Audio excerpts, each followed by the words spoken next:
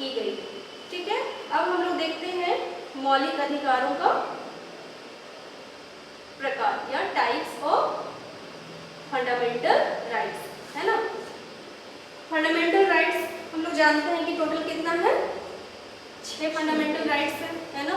7 था स्टार्टिंग में, लेकिन उसको क्या बना दिया गया है, अब वैधानिक अधिकार के रूप में, लीगल राइट्स के रूप में उसे रखा गया है ना।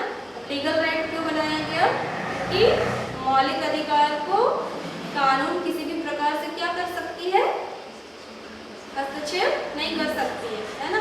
अगर संपत्ति का अधिकार हम मौलिक अधिकार के रूप में रखते हैं तो हम अधिक से अधिक संपत्ति अर्जित करना चाहेंगे, जिससे समाज में असमानता आएगी। ठीक है, तो 44th जो कॉन्स्टिट्यूशनल अमेंडमेंट था, 44वां संवैधानिक संशोधन जो अधिनियम था, जो कि कब आया था, 1978 में, है ना।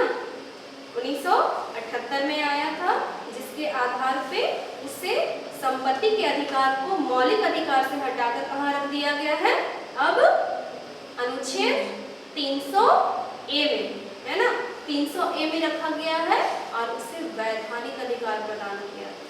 वो एक सिर्फ कानूनी अधिकार के रूप में आज जाना जाता है। तो हमारे पास वर्तमान में 6 मौलिक अधिकार हैं। उसमें से हम लोग पहला देखेंगे राइट टू इक्वालिटी, समानता का अधिकार, है ना। हम लोगों ने पहले डिस्कस किया था कि 14 से 18 के बीच में समानता का अधिकार प्रदान किया गया है, जिसमें इक्वालिटी बिफोर लॉ, विधि के समक्ष समानता, सोशल इक्वालिटी, है ना, या सामाजिक समानता।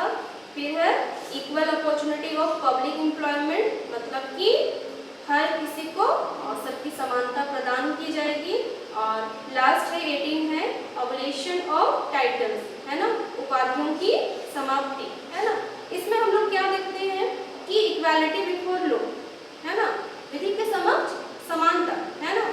विधि के समक्ष समानता का मतलब है कि हम सभी, किसी भी जाति, धर्म, भाषा, संप्रदाय, किसी भी तरीके के क्यों ना हो, हम गोरे हैं, काले हैं, छोटे हैं, लंबे हैं, जैसे भी हैं, हमें कानून क्या मिलेगा, समान रूप से प्रदान किया जाए। ठीक है, लेकिन विशेष संदर्भ में आप देखोगे तो महिलाओं और बच्चों को या जो पिछड़े वर्ग हैं, है ना, माइनॉरिटीज को कुछ विशेष सुविधाएं सरकार प्रदान करती है, जिससे समाज में समानता लाई जा सके। ठीक है, सामाजिक समानता में हम लोग देखते हैं कि हर किसी को सामाजिक रूप से समानता प्रदान किया जाए, है ना। इसके अलावा equal opportunity of public employment में क्या देखेंगे, हर किसी को नियुक्ति के संबंध में वो अधिकार प्रदान किया गया है कि वो कहीं पर भी अपनी योग्यता के अनुसार कहीं पर भी आप जॉब कर सकते हैं, लेकिन आपके पास क्या होना चाहिए, योग्यता होना चाहिए। ठीक है, और लास्ट है अबोलिशन ऑफ टाइटल्स। इसमें हम लोग देखते हैं उपाधियों का अंत या उपाधियों की समाप्ति। क्या होगा उपाधियों के अंत या समाप्ति में, शिक्षा और सेना को छोड़ करके किसी भी अन्य जगहों से आप टाइटल नहीं ले सकते हैं। आप अपने नाम के आगे या पीछे आप टाइटल नहीं लगा सकते हैं, वो कानूनी रूप से आपको क्या किया जाए, या इसको हम लोग गैर कानूनी बोल सकते हैं। अगर आप देखोगे कि हमारे देश में स्वतंत्रता से पहले कई सारे राजा महाराजा है ना, तो कुछ पद के द्वारा या सम्मान पूर्वक उन्हें राय बहादुर इस तरीके से उन्हें पुकारा जाता है। ठीक है, तो यहाँ पे समाज में समानता लाने के लिए इस प्रकार की व्यवस्था को हटाया गया।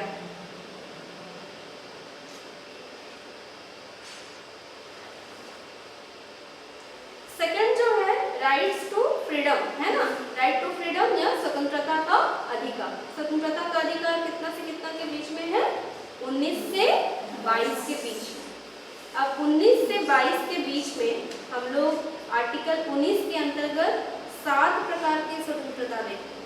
ठीक है, याद रखना कि हमें जो स्वतंत्रता मिली है अनुच्छेद 19 के तहत हमें 7 प्रकार की स्वतंत्रता मिली, और वो कौन कौन सा है आपको दिया गया है।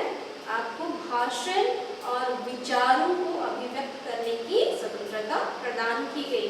आप जब अपनी जो सोच है, अपने विचार है, उसको आप एक्सप्रेस करते हैं तो वो क्या है, आर्टिकल 19 के तहत आपको अधिकार प्रदान किया गया। ठीक है। सेकंड जो दिया गया वो शांतिपूर्ण और निशस्त्र होकर सभा करने, मतलब आप बिना शस्त्र बिना हथियार के आप कहीं पर भी आप सभा कर सकते हैं, जैसा कि आजकल होता है ना। अगर कोई भीड़ जमा हो रही है तो आपको अस्त्र शस्त्र के बिना आप सभा कर सकते हैं। ठीक है। इसके अलावा हम लोग देखते हैं संगठन या संघ बनाने की भी स्वतंत्रता मिली है। हम लोग बनाते हैं संघ, है ना, चाहे वो छात्र संघ हो, मजदूर संघ हो, महिला संघ हो, है ना, या कई प्रकार के संघ समुदाय के आधार पर बनाए जाते हैं। ठीक है। फिर बताता है, फोर्थ है, भारत राज्य क्षेत्र में आप कहीं पर भी आप स्वतंत्र रूप से क्या कर सकते हैं, आ जा सकते हैं, आप घूम फिर सकते हैं, आप घूमते हैं, है ना, घूम फिर सकते हैं। ठीक है। नेक्स्ट है, भारत के किसी भी भाग में आप निवास कर सकते हैं या बस सकते हैं। आप भारत में कहीं पर भी जाके आपको उस राज्य का या उस जगह का नियम और कानून को फॉलो करते हुए आप जमीन खरीद सकते हैं, आप घर बना सकते हैं और वहाँ पे आप बस सकते हैं। ठीक है। हम लोग देखते हैं कहीं कहीं से लोग आते हैं, बसते हैं, रहते हैं, हम लोग कहीं जाते हैं। ठीक है। इसके अलावा संपत्ति के अर्जन, धारण एवं व्ययन की स्वतंत्रता, हम संपत्ति अर्जित कर सकते हैं, व्यवसाय कर सकते हैं, है ना, नौकरी कर सकते हैं हम अलग अलग तरीके से, लेकिन वो कानूनी रूप से सही होना चाहिए, कानूनी रूप से वैध होना चाहिए, उसके आधार पर हम संपत्ति अर्जित कर सकते हैं। और लास्ट है जीविका संबंधी स्वतंत्रता, आप अपनी मर्जी के अनुसार नौकरी कर सकते हैं, बिजनेस कर सकते हैं और अपना जीवन यापन कर सकते हैं। आपको लगता है कि ये सारी चीज़ें आपको स्वतंत्रता के द्वारा प्रदान की गई, मौलिक अधिकार के द्वारा, या लगता है कि ऐसे ही मिल जाता है, ऐसे ही मिल जाता है, लगता है कि नहीं? ठीक है। लेकिन हमें भारतीय संविधान के द्वारा ये सारे अधिकार प्रदान किए गए हैं। नेक्स्ट हम लोग देखते हैं राइट अगेंस्ट एक्सप्लॉयटेशन। ठीक है। शोषण के विरुद्ध अधिकार। शोषण के विरुद्ध अधिकार में हम लोग देखते हैं अनुच्छेद 23 और 24 में हमें इसकी व्यवस्था की गई है। 23 और 24 हमें ये बताता है कि किसी भी मानव को, है ना, किसी भी प्रकार मानव के साथ हम शोषण नहीं कर सकते हैं। ठीक है। और साथ ही साथ 23 में यह भी बताता है कि अगर कोई बेकार है, अगर कोई सामाजिक कुरीतियां हैं या अगर किसी भी प्रकार से काम करने में वो सक्षम नहीं है तो उसके साथ किसी भी प्रकार से हम लोग गलत व्यवहार या दुर्व्यवहार नहीं कर सकते हैं। ठीक है। आर्टिकल 24 बताता है कि हम विशेष करके जो छोटे बच्चे होते हैं, आप जानते हो कि होटल में या कई सारे जो कारखाने हैं वहाँ पे गलत तरीके से उनसे काम करवाया जाए, तो छोटे बच्चों को हम लोग उस तरीके से भारी भरकम काम नहीं करा सकते। ठीक है। तो अनुच्छेद 24 जो है वो बताता है कि 14 वर्ष से कम उम्र वाले बच्चों को किसी भी कारखाने, किसी भी होटल, किसी भी सार्वजनिक जगह पे, वैसे जगह पे हम लोग शोषण नहीं कर सकते हैं, उनको वो काम नहीं करा सकते। ठीक है। इसके लिए कई सारे कानून भी बनाए गए हैं और कई सारे ऐसे कानूनों की व्यवस्था की गई है जहां से इस प्रकार के जो शोषण हो रहे हैं उसको खत्म करने की बात रखी जाती है। नेक्स्ट हम लोग देखेंगे right to freedom of religion, है ना, या कह सकते हैं हम लोग धार्मिक स्वतंत्रता का अधिकार। आर्टिकल 25 से 28, है ना। आर्टिकल 25 क्या बोलता है कि अंतःकरण की स्वतंत्रता, फ्रीडम ऑफ कॉन्शियसनेस, है ना, फ्रीडम ऑफ कॉन्शियस। इसमें हम लोग देखते हैं कि अगर कोई भी व्यक्ति, है ना, अगर किसी धर्म को मानना चाह रहा है तो वो उसके कॉन्शियस पे डिपेंड करता है। ठीक है। वो आपकी अंतरात्मा पे डिपेंड करता है। कोई भी किसी के ऊपर जोर जबरदस्ती या दबाव के द्वारा किसी भी धर्म को पालन करने या किसी भी धर्म को फॉलो करने के लिए जोर जबरदस्ती नहीं करता। ये कहाँ लिखा गया है? अनुच्छेद 25 के अंतर्गत लिखा गया है। सेकंड हम लोग देखते हैं फ्रीडम टू मैनेज रिलीजियस, है ना। यहाँ पे क्या बताता है कि धार्मिक मामलों में प्रबंध करने की स्वतंत्रता। आप जानते हो कि कई सारी जो संस्थाएं होती हैं, कई सारे धार्मिक समुदाय होते हैं, ठीक है, तो उन समुदायों को ठीक है, अपने लेवल पे कर देने या दान देने या उस चीज की व्यवस्था करने उसका अधिकार प्रदान किया गया। हम अपने अपने धर्मों के समुदाय में ऐसी चीजें देखते हैं, कुछ संगठन होते हैं, कुछ ऐसे संस्था होती है जहाँ पे हम अपने समुदाय या अपने धार्मिक लोगों के साथ या उस समुदाय के साथ जुड़े हुए होते हैं और उसके विकास के लिए हम क्या करते हैं, दान देते हैं, एक दूसरे का सहयोग करते हैं या कोई भी जरूरत हो तो उसका हम लोग प्रबंध करते हैं। तो ये भी हमें अधिकार प्रदान किया गया है अनुच्छेद 26 के तहत। धार्मिक स्वतंत्रता के अंतर्गत जो नेक्स्ट है वो कहता है कि freedom to payment of tax for promotion of any particular religion, है ना। यहाँ पे ये बताता है कि धार्मिक जो समुदाय है या संस्था है वहाँ पे उससे संबंधित लोग, है ना, आप खुद से क्या कर सकते हैं, उसमें दान दे सकते हैं, आप टैक्स दे सकते हैं, लेकिन राज्य किसी विशेष धर्म के व्यक्ति को ये दबाव नहीं डालता है कि आप उस धर्म के हो, उस धर्म हो या यहाँ वहाँ आप टैक्स दो, है ना। ये किसी भी प्रकार से किसी नैतिक नहीं है और किसी भी प्रकार से ये वैधानिक रूप से प्रमाणित नहीं है और हम जो भी चाहे जहाँ भी चाहे वहाँ पर टैक्स दे सकते हैं, हम अपने धर्मों के साथ जुड़कर, ठीक है। इसमें क्या होगा, सिर्फ ये धार्मिक प्रयोजन के लिए होगा, ठीक है। और लास्ट है check on religion instruction in government institution, है ना। राजकीय शिक्षण संस्थाओं में धार्मिक शिक्षा पर रोक।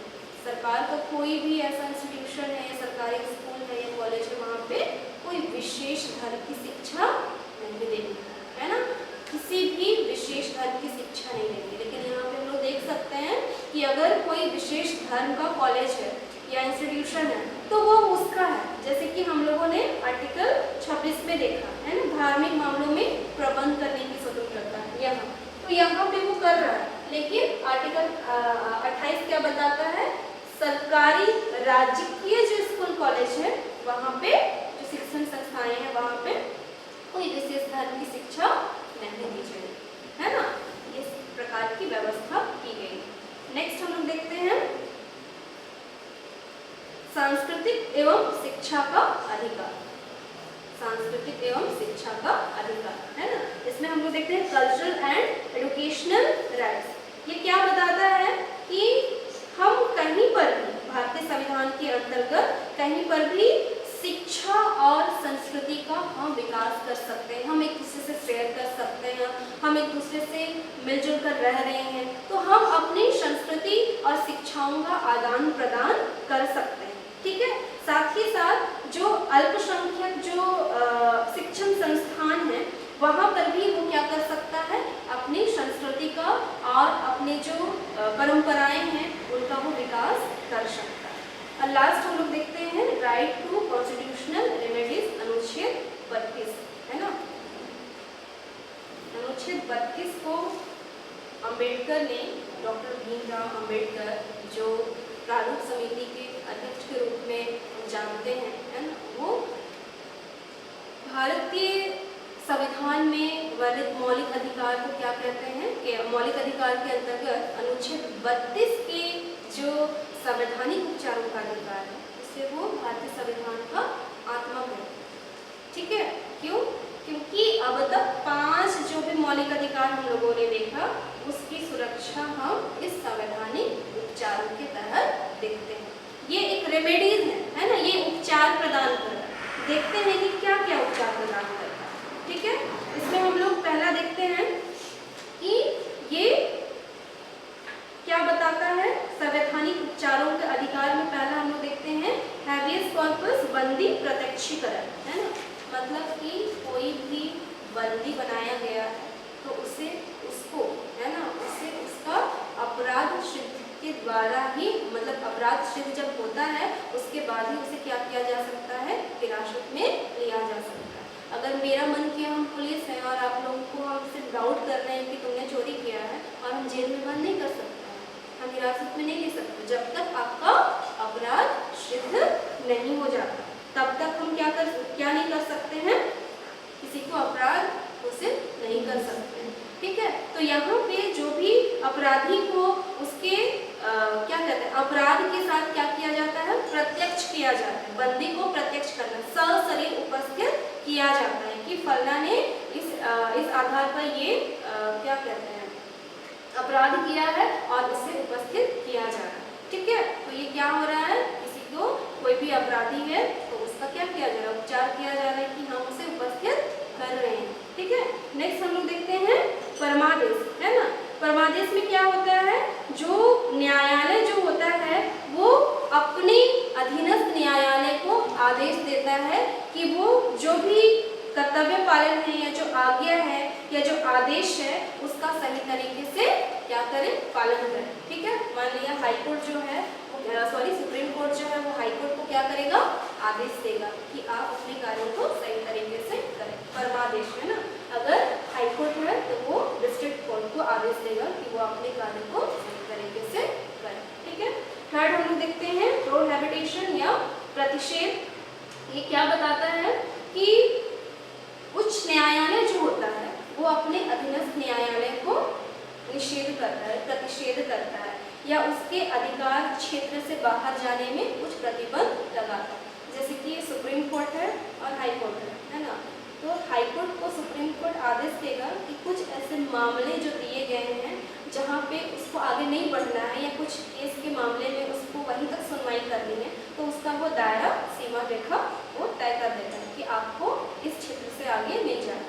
तो कई सारे मामले जो होते हैं आप देखते हो आगे कि कुछ सारे मामलों को हाई कोर्ट मंगा लेता है। ठीक है, और जो केस जो होता है वो सुप्रीम कोर्ट जो है मंगा लेता है और वो केस सुप्रीम कोर्ट में जाता है। ठीक है, नेक्स्ट हम लोग देखते हैं क्वो वारंटो, अधिकार परीक्षा लेख, है ना। इसमें यह बताया जाता है कि यह एक ऐसा लेख है या एक ऐसा रिट जारी किया जाता है जिसमें कोई व्यक्ति है ना, मान लिया उसकी नियुक्ति की गई है ना, और कहीं पर वो जॉब कर रहा है लेकिन उसका को किस अधिकार से जॉब कर रहा है उसका कोई प्रमाण नहीं है, मतलब फर्जी डॉक्यूमेंट्स के साथ कोई कहीं पर क्या करता है, जॉब करता है ना, तो उसको वो क्या करता है, अधिकार क्षेत्र मतलब वारंट जारी करता है और बोलता है कि आप गैर कानूनी से तो किसी जगह पर नहीं हो, है ना। तो वो अधिकार परीक्षा लेख है, वो बोलता है कि आप किस अधिकार से किसी पोस्ट में, मान लिया हम गलत तरीके से यहाँ पे पढ़ा रहे हैं, ठीक है, और मेरे संबंध में क्या आएगा, अगर मेरे पास नेट का सर्टिफिकेट नहीं है, मेरे पास पीजी नहीं है, हम पढ़े नहीं हैं, तो उस संदर्भ में क्या होगा, हम फर्जी रूप से यहाँ पे, तो मेरे खिलाफ क्या आएगा, वारंट आएगा कोर्ट से कि आप किस अधिकार से, तो मुझे वो जवाब देना पड़ेगा। इससे क्या होगा कि जो लोग गलत तरीके से किसी संस्था या किसी विभाग में काम कर रहे हैं उसका हम लोग क्या कर सकते हैं, सही तरीके से न्याय कर सकते हैं। ठीक है, और लास्ट है उत्प्रेषण सेरेटोरी।